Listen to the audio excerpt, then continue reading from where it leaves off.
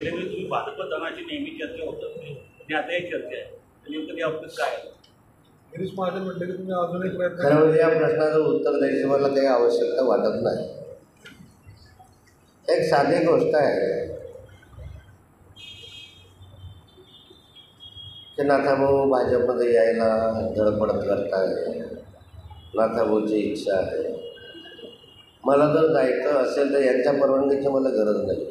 पहिली गोष्ट, मी फार पूर्वीपासून भारतीय जनता पार्टीत काम करणारा कार्यकर्ता आहे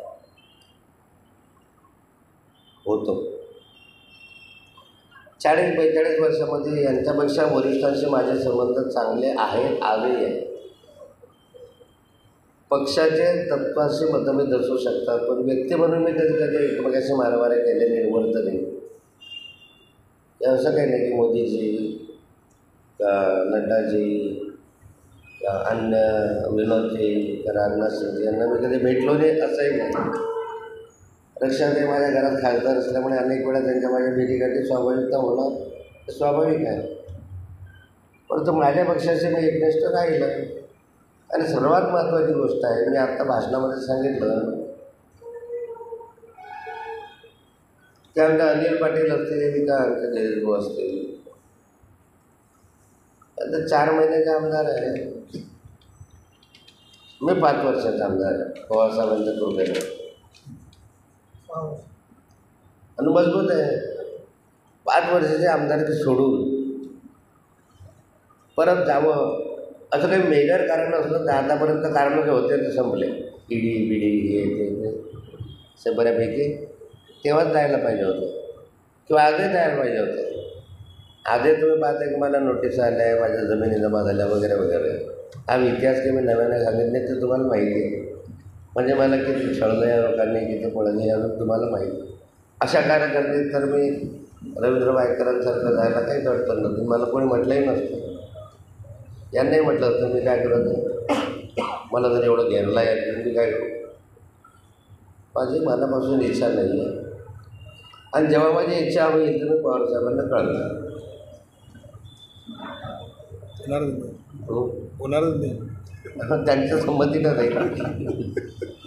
पण 5 वर्ष आमदारकी सोडून जाणार काय मूर्ख आहे का? इच्छाच होणार नाही. रक्षाताईच्या माध्यमातून निरोप पाठवले जात आहेत. तुम्ही भाषणामध्ये पण बोलला रक्षाताईच्या माध्यमातून निरोप पाठवले जातात. एक स्वाभाविकता असतं.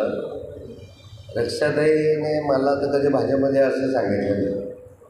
कधीच कुणी काढला ते मला माहिती नाही.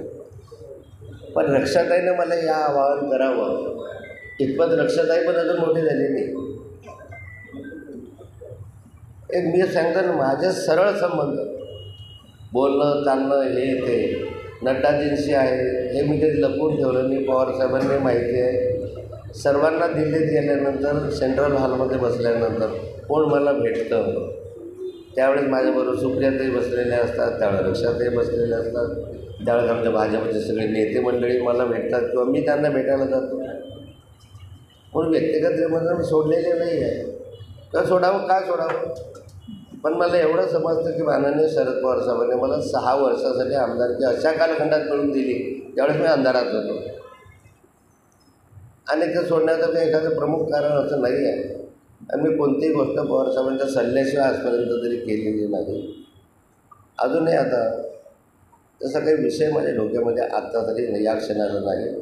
पुढच्या क्षणाला तर मोकळेपणे पत्रकार परिषद घेऊन मी असं लपून छपून जाणार नाही. उघडपणे जाईल, पण पवारसाहेबांच्या सल्ल्यानं जाईल.